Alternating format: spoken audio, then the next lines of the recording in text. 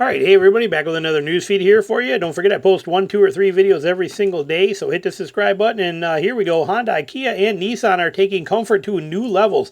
Very interesting stuff in here. Kind of cool, okay?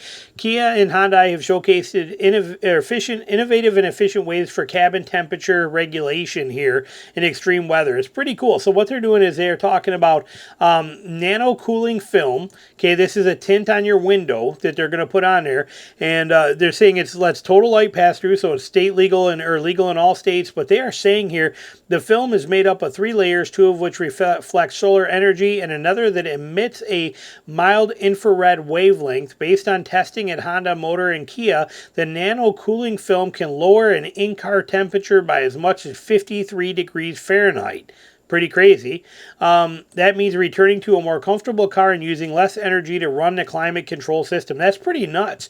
53% reduction based on this special window tint film they're planning on putting in there. And like I said, it is completely see-through, so it could let light through, and it's not going to be illegal in states that have tint laws. That's pretty interesting. Then they also they're going to intelligent radiant heat system. Okay, we know your heat system in your car is forced air. Okay, it goes through a heat pump, and here it comes, and it's got hot air coming in and blowing through the vents.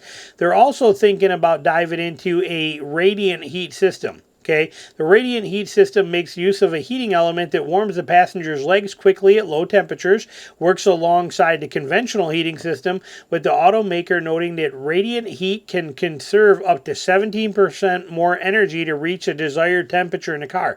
And a boon for chilly passengers. The more important benefit here is the ability to increase the range of electric cars in the winter. Lexus has something similar going on as well too, but 17%, remember, electric cars are all energy based. Okay, they don't make their own.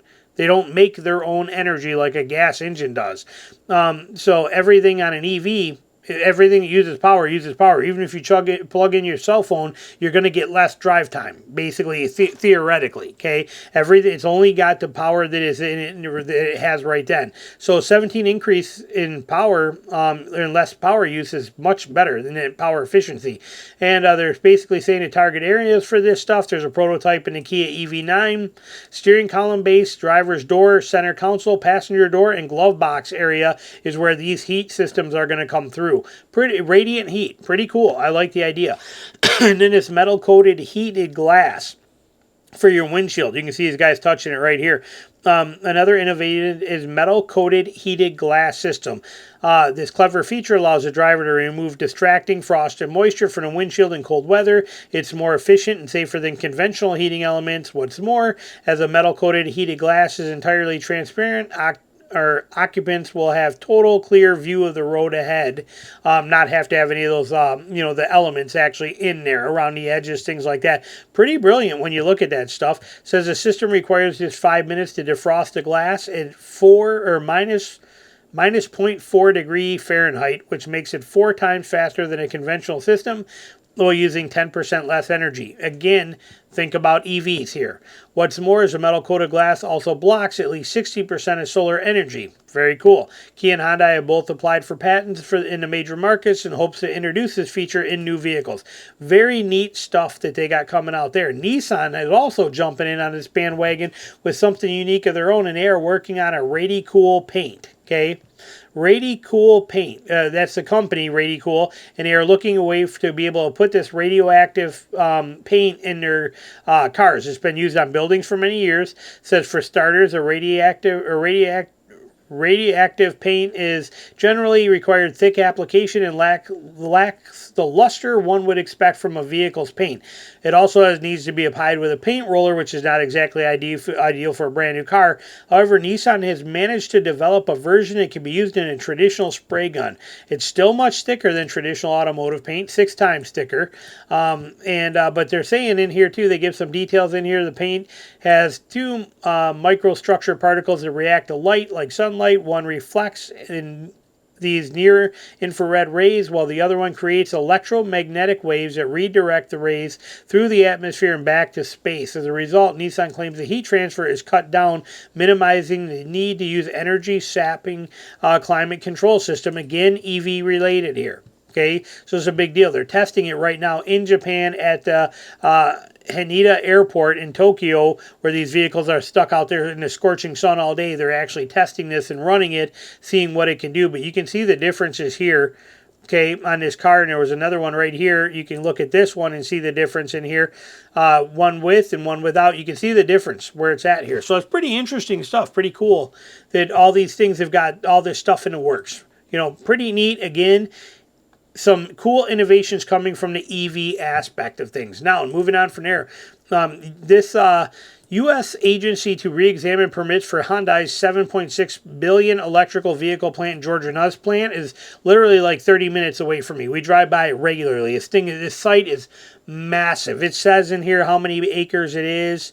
29,000 acres for this, okay, for this plant, this Hyundai EV plant. It's massive. It's going to employ, when it's open, 8,000 workers, okay, making it the largest economic development project in Georgia has ever seen.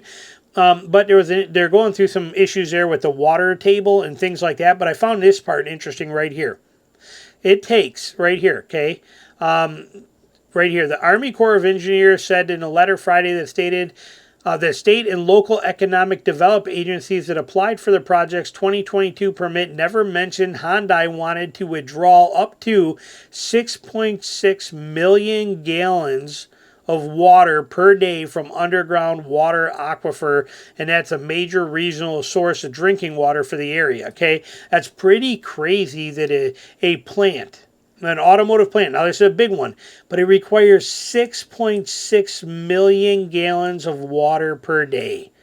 Let that resonate. That is insane. 6.6 million gallons of water per day.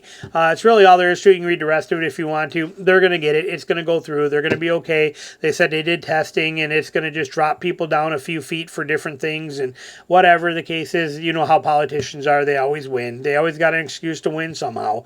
But moving on from there, this one here. This is the key one we want to talk about. The Toyota TRD, Tacoma TRD Pro is great, but why is it so expensive? This article is pretty good on that kind of stuff. They talk about the models here, $65,395 for it, $15,865 increase over last year. Yeah, it's got the iForce Max in there. It's got the isodynamic seats, but still $16,000 increase. Why did it happen? Why are we seeing this increase? These guys nailed it right here, okay? Right here, it says that as the new 2024 models roll out, dealerships are already taking the chance to mark up prices. At New Rochelle Toyota, an in-stock TRD Pro is priced with a $10,000 dealer adjustment. Why? First reason is because we can. We can add an adjustment. The sales representative told Road and Track. Second reason is because of supply and demand, there's a shortage, okay? But that's true. We know that markups are going to happen, and that's what they do. These people do. But I believe, and it says it, he mentions it further down in here, but there's a good chance that Toyota wanted to take advantage of, let's see here, and then this is it. We'll talk about that more in a second here. Complies. Let me look on here. Right here. The other problem this guy says is that there's no real way to order what you want from Toyota. We said it, allocation only through Toyota. So you don't get to pick it. You don't get to order it. You can't get it done that way. You just get what the dealer says it's going to get, and that's all there is to it. But they said in here, markups as practice aren't exclusive to Toyota either. They suck for buyers. With that in mind, it's easy to think that Toyota might look at the thousands of dollars buyers are paying on top of MSRP and wonder if it can get a piece of that itself. Okay, that's the key right there. With that in mind, it's easy to think Toyota might look at the thousands of dollars buyers are paying over MSRP with these additional dealer markups and wonder if it can get a piece of that for itself, because the markups go to the dealers. Okay, according to Toyota, that is not the case. Well, Toyota considers its relationship with our dealers an integral partnership. Toyota dealers are independently owned and operated businesses, and we cannot mandate their actual retail price at which independent dealers sell their inventory, the automaker told them. Okay, any potential markup adjustments set by Toyota's dealers were not into consideration of the 2024 Tacoma pricing. When questioned further about the basis for the $16,000 increase in the TRD Pro's pricing, Toyota did not provide an answer. So they did actually. That's very interesting. Toyota saw that their dealers were marking all of these vehicles up 7 to 10K, and they're like, well, these dealers are getting $7,000 to $10,000 more on every vehicle. Why don't we mark the price of the vehicle up, since the customers are paying it anyway? And then if the dealers want to tack 10 grand more on that, they can try it, but at least we get a cut. And then if the dealers can't get that, they'll have to go back to our MSRP anyway, and it wins. So Toyota's getting greedy and trying to take the money that the greedy dealers are trying to take. So you got greedy manufacturers, greedy dealers, but Toyota said, we don't do that. Okay, we didn't do that. But what then? Why? And when, Road and Track said, well, then why? When questioned further, well, why $16,000? Crickets. Beep, beep, beep, beep. Nothing. Not a sound. We don't have an answer for you, but we can assure you any potential markup set by Toyota dealerships was not a consideration in the 2024 pricing. Well, then what was the considerations? They won't tell us. Why? Because this probably has a lot to do with it. They saw how much their dealers were making by marking them up, and they wanted a cut of it. And so they raised the price $16,000.